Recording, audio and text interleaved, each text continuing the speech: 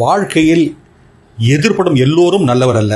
யாருக்காவது வேலையில் உதவி செய்வது, உடன் வேலை செய்பவருக்கு வழிகாட்டுவது, இவையெல்லாம் அவர்கள் விரும்பியதை அடைந்தவுடன் நம்மை விலக்கி வைக்கவே வழி செய்யும். எனக்கு அது அநேக முறை நடந்திருக்கிறது. ஒரு உண்மை சம்பவத்தை பகிர்ந்து கொள்கிறேன். என்னுடைய நண்பன் ஒருவன் ஒரு குறிப்பிட்ட வேலையை முடிக்க திணறி கொண்டிருந்த தன்னுடன் வேலை செய்யும் பெண்ணுக்கு அளவுக்கு அதிகமாக உதவி செய்தான். அந்த பெண் தாமதமாக இருந்து வேலை செய்தாள். அவளுக்கு வழிகாட்டினான். அந்த வேலை வெற்றிகரமாக முடிந்தது. அந்த ப்ராஜெக்ட் முடிந்ததும் அந்த பெண் தானாகவே முடித்ததாக கூறிக்கொண்டாள். இவனுடைய உதவியை அக்னாலஜ் செய்யவே இல்லை. இன்னொரு முறை அவளுக்கு உதவி தேவைப்பட்ட போது அவன் கிட்டவே போகவில்லை. இதிலிருந்து என்ன பாடத்தை கற்றுக்கொள்ளலாம்?